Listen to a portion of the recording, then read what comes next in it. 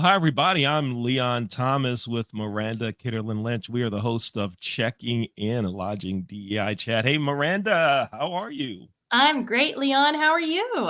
I am really, really good. It seems like it's been a minute since we've done a show, It but we've been airing other things, though, right? yes, Yeah. including some amazing advertisements. Yeah, we're rocking on with those. We'll get to see some of those here shortly. And how about that series that we're running? What would you tell your 20-year-old self? How about that? I can't talk about it. I don't have time to cry this morning. It makes me emotional every time I watch one of them. It's just so beautiful to see so many people take time out of their very busy days to share with others just pearls of wisdom that they've taken from their journey. Yeah, yeah, it's really, really good.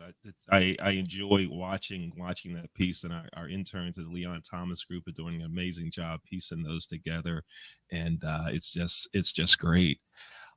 Miranda, this is episode number what? You're really tricking me up today. I usually cheat a little bit and look it up. Not that I'm doing that right now as I look down at not my phone or Oh, anything. it's an open book test. Go right on. It's open book. Yes, it's open book. Go All for it. right. I'm going to say episode number 58. And because I said it, it is so. And as I respond every time, whatever you say, yes, it must be because I don't know the real answer to that. However, here's what I do know. A few days ago, I'm riding through Baltimore, Maryland, in the passenger seat of my wife's car. And I'm actually paying attention to my phone and not critiquing her driving. I'm sure she appreciated that. However, it did seem sometimes I know I acted like I had a brake pedal on my side, and this was not a driver's ed car. However, I get a ding on my phone, and it's from you, a text Yes. message from you that says "Happy Pod Anniversary." Yes. Yes, I didn't realize it's been 2 years. We've been on the show for 2 years. What? 2 years, 2 super fun years. Oh yes, it's been a great deal of fun. So thank you for being my partner in this. I'm having a great time. Enjoy working with you. Thank you. Thank you. This was your brainchild. So thank you for letting me tag along. Yeah, indeed, it's been great. And folks, you can watch episodes of Checking In, a Lodging DEI chat. If you go to Miranda's LinkedIn, my LinkedIn, you can watch it. You can go to the Leon Thomas Group website and scroll down. You'll see a picture, an image of me and Miranda. You can click there and it'll take you where you can watch some episodes. And you can also listen to episodes on the Leon Thomas Group radio network. If you go to the Leon Thomas Group and click on Listen Live, we're an open source, open scheduling format. So the show doesn't air at a particular time. It just plays anytime, guaranteed to be 12 times per week, though. You can check it out. Or Miranda, is your husband? Is he still listening to the show? From what I understand, he is. And he's walking around here somewhere doing yard work with his AirPods in. So Right. I'm guessing he's probably listening now. Yes, why not? So anyone, you just go to Google and you search Checking In podcast or Miranda Kitterlin Lynch podcast or Leon Thomas podcast. It'll show up there. So we appreciate everyone's support. So Yes. looking forward to it. And Miranda, if someone wants to be a guest on the show, I'm getting cracking up at this one already. If someone wants to be a guest on the show, how do they do it? You know, I've said it one time, and 2 years later, you're still trolling me for this. I am. All right. If you want to find me, which I welcome you to do so, all you have to do is Google me, Miranda Kitterlin Lynch. I'm the only one you're going to find. The only one. For the next show, I'll say that. I'll say it for the next show. So we have really cool guests. Looking forward. Been waiting a while to get Lisa Flicker on our show, and she is here today. Hi, Lisa. How are you? Hi, Leon. Hi, Miranda. Thanks for having me on. I'm excited to be here today. We're excited to have you. Thanks for taking the time to join us.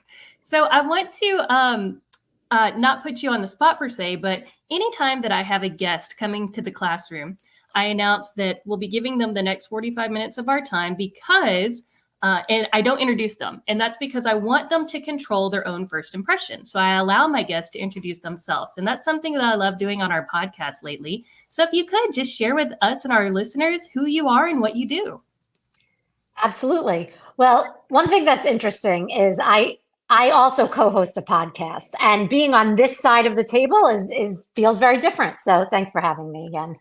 Um, Lisa Flicker. I am an executive recruiter, organizational consultant. I do compensation consulting, and basically what all of that kind of boils down to is the human capital side of running a real estate or hospitality business. I've been doing it for 25 years. Before that, I was a CPA. And my big joke with people was, as you get to know me over time, you'll realize like being a CPA is probably the worst job I could have ever had. But I graduated from college. I wanted something where I could get out, have my kind of own life and paycheck. And so I went straight into that. And then I ultimately realized that the client service business is for me, but the accounting business is not, and gravitated towards more of a human capital side of the business. Awesome. That's fantastic. I'm right there with you. The accounting part is not for me either, not in life or business. So I'm very appreciative of those who do it and do it well. I saw something on your LinkedIn that I thought was really cool. This is a Lodging DEI podcast. And in the spirit of DEI, I saw one of your highlights said, unlocking affordable housing solutions, insights from the SF Bay Area. It says that this was an event that you spoke at. And it just got me thinking, what a divisive topic, housing, especially in the United States, and it has historically been so since the inception of our country. So I was just wondering, what can you share with us from this event that you spoke at? How do you unlock affordable housing for diverse groups?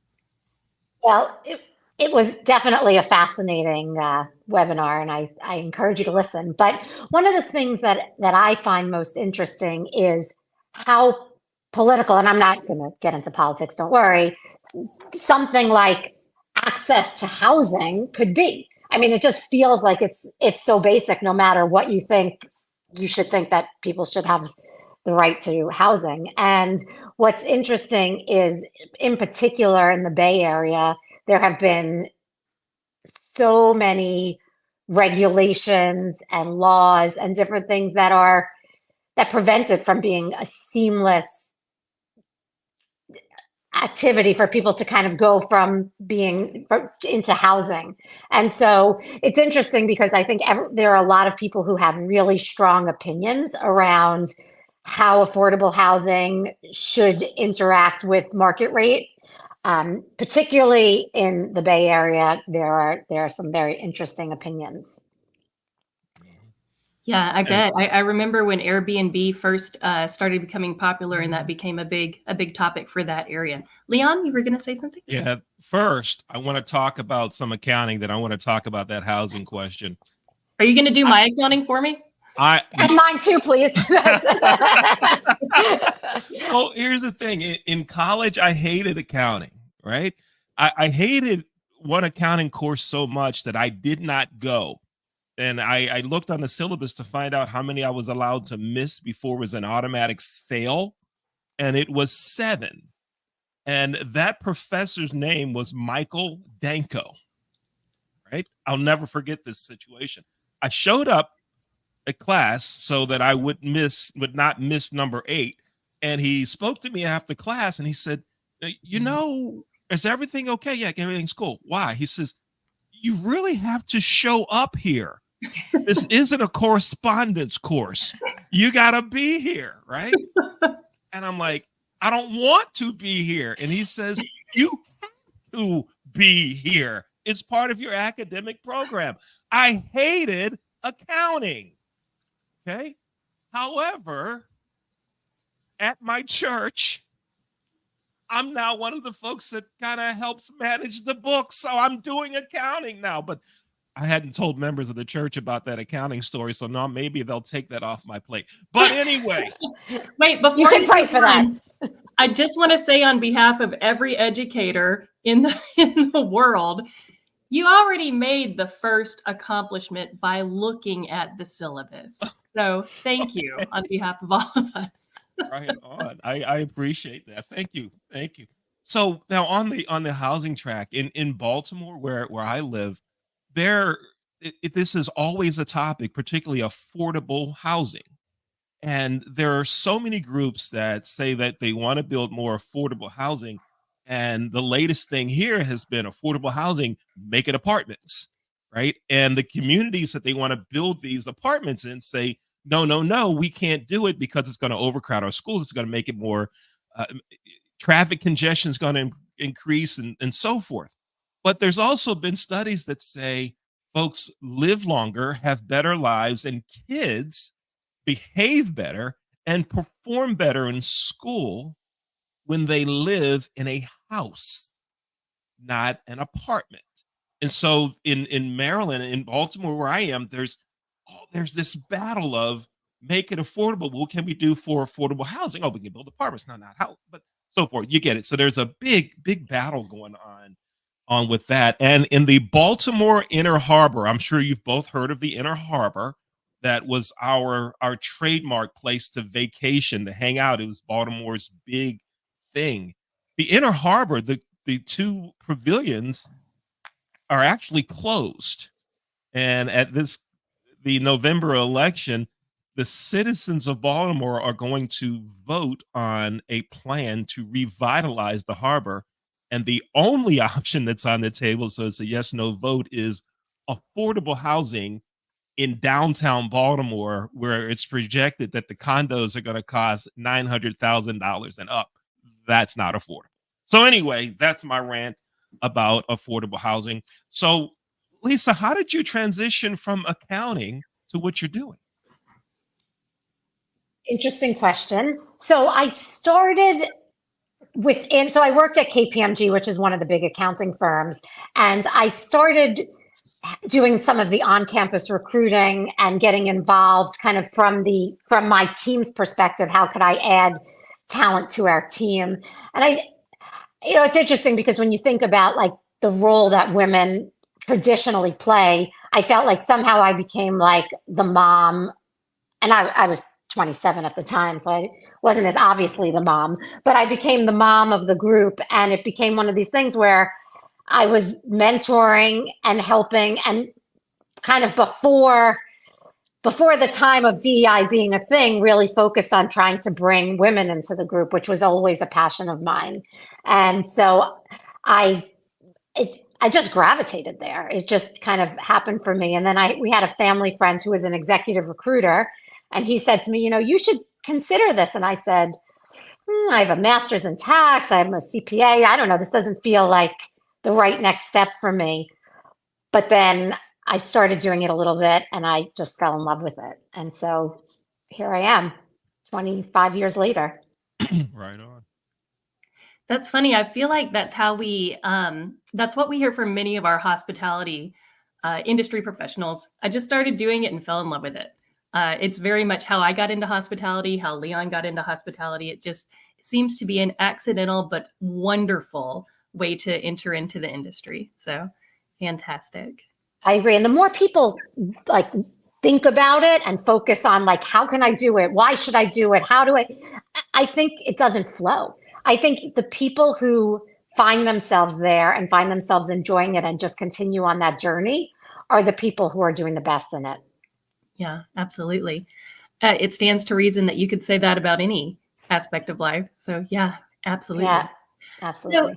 So in your role and in your wealth of industry experience, what have you seen change, if anything, with regards to diversity, equity, and inclusion in your space? So I feel like it went from 25, 30 years ago, where all of the candidates for the senior level roles, the C-suite roles, just were men. That's just the way it was. It's become something a little bit different now. And one of the things that I try to spend time with the female candidates around is owning your brand, feeling confident in who you are. Because what I find is oftentimes a lot of these women feel imposter syndrome. They feel like they don't belong there. And so when somebody asks them a question on an interview, they say, well, I'm not an expert, but, and they're always so quick to disparage themselves and what they've done. Whereas I joke, I could call a man on a CEO search and they could be completely unqualified. And oftentimes they will tell you exactly why they are qualified. And oftentimes the women will tell you why they're not qualified. And it's an interesting thing, but I've watched over the years as women have gotten have had more seats at the table, that the women who allow themselves to be mentored and take advantage of networking opportunities often wind up being the ones who kind of are able to move up in the organizations. Yeah, absolutely. And I love that you brought that up, because I think you and I had this conversation over a chat prior to this podcast, where we see a lot of people, usually females, displaying traits, characteristics, and behaviors that we don't see their male counterparts displaying, such as not talking about their accolades, about how amazing they are. Instead, as you said, saying how amazing they're not, right? In my experience in the classroom, especially, I see a lot of our female students apologizing before they ask a question. And I don't see the same thing happen with a lot of their male counterparts. That's not to say that that the male students are doing anything wrong or bad or intentionally different. It just, I feel, is just a behavior that we see that is different, right? Not to make, I apologize, you hear the dog in the background saying, yes, Mom, I agree. I agree. Love it. So, and again, not to make a blanket statement, it's not all females, it's not all males. It's just something that I've noticed. And it's something that I've also noticed when people request letters of recommendation, or when they put together their letters of interest for new positions. And I wonder how we can positively nudge those people, especially young in their careers, to be more proactive with talking about how great they are, to be more confident, to be more comfortable in saying, yes, I am the best person for this role, or for this speaking engagement, or for whatever it is. I always tell people, tell me your story the way your grandmother would tell it. And take any kind of embarrassment or anything, just take that off the table, because I want to hear about your best self. And it's fascinating to me how many people just want to tell you the negatives. And I'm like, well, no. But I'm sure. And then the other flip side of that is when I call with a C-level search, I can't begin to tell you how many people say, oh, I'm not really qualified for it. And they often fall into the DEI category. Whereas oftentimes when they don't fall into that DEI category, they might not be qualified at all, but they're going to tell me why they are qualified for it. And people want to believe in the confident people. So I think it's not about lying. But it's about focusing on what your best traits are and putting them forward. And maybe if you're talking to me or somebody about a job, understanding what would it take to be successful on that job, and then maybe talk about what you've done that kind of goes back to that, and not apologizing. I agree, Miranda. It's amazing to me how many people spend time apologizing for being. Yeah, I agree. And Leon, I promise after this one comment, I'll stop talking and give you the space. In that same line, whenever I hear people talking negatively about themselves, especially I'm the mother of 2 young daughters, and I tell them, well, would you talk about your best friend that way? Would you say that to your best friend? Would you say that? Or like, what are you doing? Why would you talk to yourself that way if that's not how you'd talk to your best friend? And I find that is equally impactful. So thank you again for sharing that. Now, Leon, I'm going to mute myself and give you the space. I love, Lisa, your comment about tell me about you the way your grandmother would. Right. I love that because we know that grandmas and granddads too, And right? granddads too. Yes. Yes, they're gonna bring it out. My granddaughter does, my grandson does, on and on and on, right? But often we don't. And I have Black friends who do some great things in business, great things in their community, and they downplay it. Oh, it's just, I don't really know if I can. I'm like, you, if you can't, who can? You're already doing it. You are the man. You are the girl. And you're saying no? Why wouldn't you be able to do? And I'll ask people, give me 3 reasons that you don't think you can do the job. And I just cut them down when they start telling me anyway. Oh, because I don't have a PhD. I don't have a master's. Shut up. Ding, ding. Okay, what else you got? Well, I've never done this before. That's nice. And you never knew how to walk before you walk. So okay, scratch that one. Leon, I need you on my team. Come work with me. Okay, well, let me tell you why you want me on your team. Let me tell. But yeah, we need to. Okay, I think many people do such a great job at what they do that they do it so naturally that maybe they don't realize how good they are. Right? Maybe that's part of it. We'll talk more about that. We're going to take a quick break. I'm Leon Thomas with Miranda Kitterly Lynch. This is Checking In, a Lodging DEI Chat. Our guest today is Lisa Flicker with Jackson Lucas. We're going to be back in about 2 minutes. We're going to look at some ads that were produced by employees and interns of the Leon Thomas Group. The companies represented here are not real. These are dramatizations and examples of what ads look like when the LTG Group does it. Let's roll those commercials. Announcing the newest show from the Leon Thomas Group, Cooking with Kids in the Kitchen. Each week, we're going to have kids on the show in their home kitchen, showing us their culinary expertise right here on Cooking with Kids in the Kitchen. If you know of a kid that would be great to have on Cooking with Kids in the Kitchen, contact Leon Thomas with the Leon Thomas Group. His email address is leon@theleonthomasgroup.com. That's leon@theleonthomasgroup.com. Cooking with Kids in the Kitchen. Baked by Brianna has been your Baltimore hometown bakery since 1969. Located in Roxton Plaza, Baked by Brianna. Visit bakedbybrianna.io. At Rod's Car Repairs, we work on all cars, old cars, new cars, and your car. Car Repairs by Rod.io.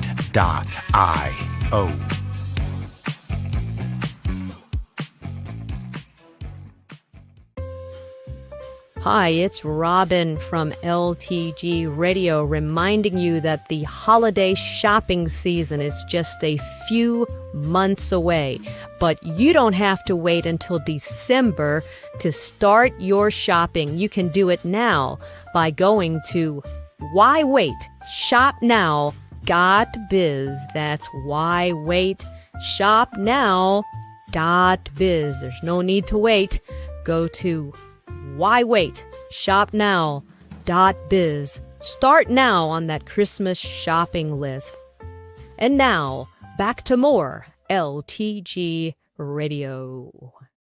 Now, that first ad you saw about kids in the cooking in the kitchen, that's real. That's a show we want to roll out definitely in January, but we really like to do one with kids baking cookies around the holiday season. So if you know of a kid that would really like to be on camera and cooking and showing what they can do, send me an email. My email address is leon@theleonthomasgroup.com.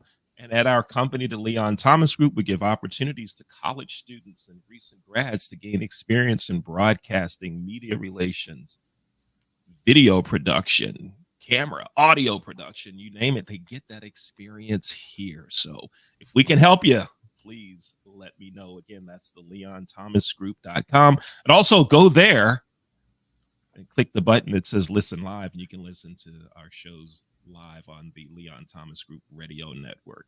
We're back with our guest, Lisa Flicker. Lisa, I'm glad you're here. Thank you so much.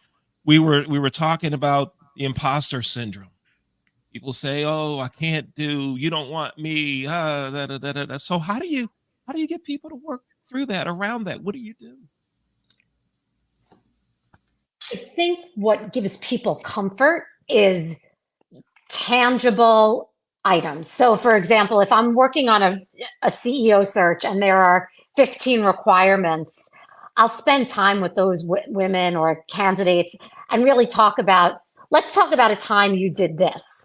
And I think when people spend the time to deliberately pull stuff out of their backgrounds and feel like they can apply it, I think people feel a little bit more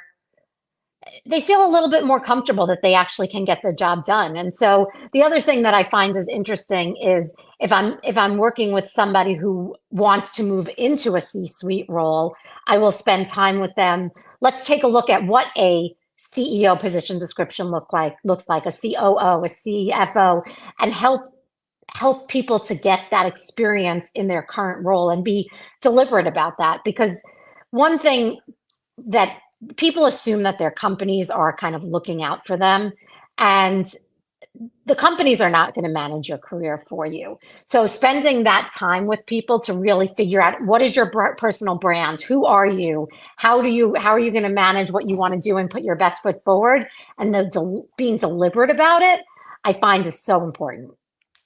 Can I tell you just one quick story about that, about folks not recognizing what they've done?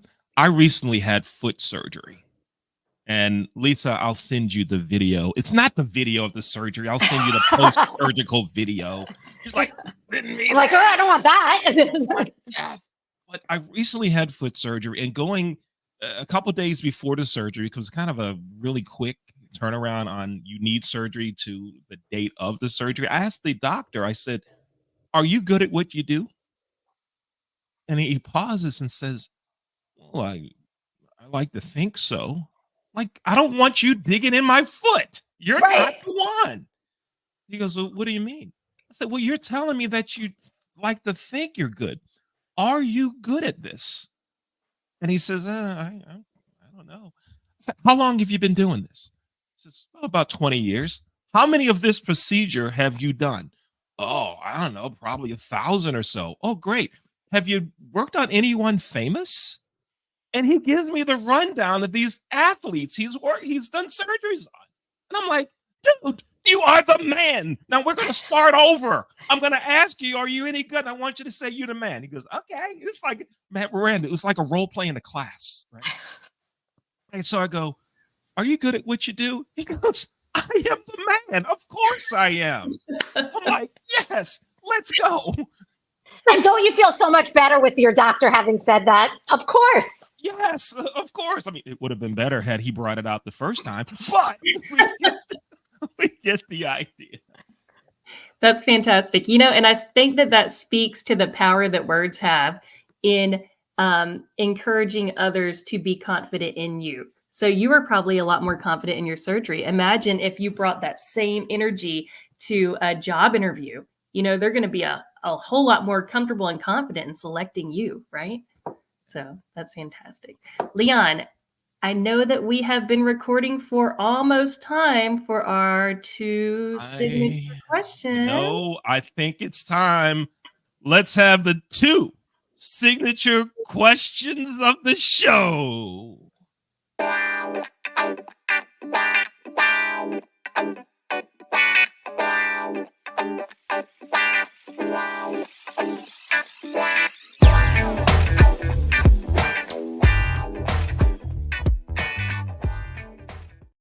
Okay, Lisa, it's really three questions, but it's the 2 signature questions sounds better than 3 because it's 2 of us. See, you know me, Miranda. You get it. Okay. Here we go. Here's the first one.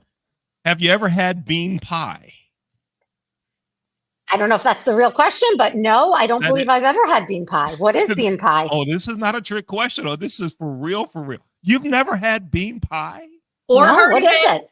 or heard of it? No, What? Wow, 1 question, 2 answers. Man, it's insightful, bean, right? bean pie is real. I'll send you a video about that, but bean pie, mm, it is great. And in Maryland and Baltimore, you can actually buy them at Safeway. Interesting. As Bean well as pie on multiple corners. on multiple corners. Yes, the Nation of Islam has been known to sell a pie or 2 on the corners in Baltimore and other cities as well.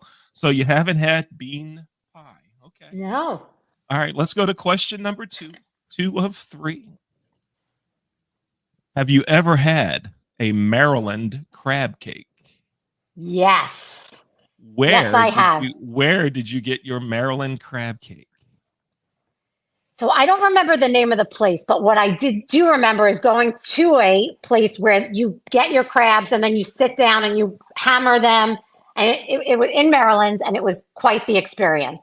Okay, in Maryland is In- the key factor. Okay, Okay, and in Maryland, so you had steamed crabs in Maryland where you hammered them. It was amazing. yes.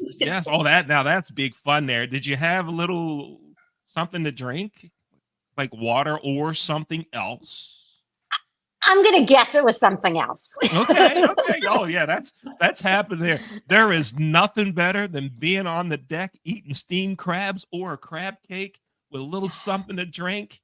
Oh yeah, it's happening. Don't do this to me on Monday morning. I can't be thinking about that all week long. I don't know why, but when you said I thought I had them, I thought you were going to Kansas on me, and we were gonna. Well, after the bean pie thing, you can't trust me. Right on. Awesome. So my last question for you, our third of the 2 signature questions. If you could go back and tell your 20-year-old self one piece of advice, affirmation, pearl of wisdom, anything, what would it be? I know exactly what it would be, and we touched upon this kind of a little bit, but it would be nobody has the answers. Nobody knows, don't be afraid when you're in a room and somebody says something to ask a question, to make sure that you understand it, and to feel confident in who you are. And I think, I happen to have college age children now. And so I give them that advice all the time. I'm like, look, you might think everybody knows more than you, but trust me, you're right there in it with them. Just be yourself and you'll be great. Oh, that's so good. That's so good. I'm going to put that away in my little notebook of things to tell my children. Send them my way anytime. I'm now an empty nester, so I'm happy for any children. Come on over, New York. You'll send them now, and is there a cutoff period of how long you'll keep them? So Anytime, send them over. I'll keep the oldest, but I'm gonna send you the youngest. Perfect. She loves pounding things. She'll pound some crabs right there with you. Perfect. Wow, this is great. Lisa, thank you so much for being on our show. Thanks for being on Checking In. Thank you. This was phenomenal. I really appreciate it. And if folks want to get in touch with you, how can they get in touch with you? My email address is lflicker@jacksonlucas.com. And there it is up on the screen. And I'm also all over LinkedIn. So Lisa Flicker. Find me, tag me, whatever. Right on. Thank you. All over LinkedIn. Look forward to everyone getting in touch with you, having extended conversations with you. Thanks again for being on Checking In, Lisa. Thank you. So Miranda, wow, another great guest on the show. Yes, I agree. I'm so glad that we were able to get her on, that we now have her words of wisdom and advice to add to our 20-year-old self series. Yeah, and the one thing that I'm going to take away is tell me about you the way your grandparents would. Right? Yes. Oh my So gosh. often That gave me chills. That was really good. So just another great show. This was episode 58, 59, whatever. And Miranda, I'm looking forward to the next show. So thanks everybody Here's to for another 2 years. Yes, that's right. That's right. Thanks for watching Checking In Lodging DEI Chat. Take care.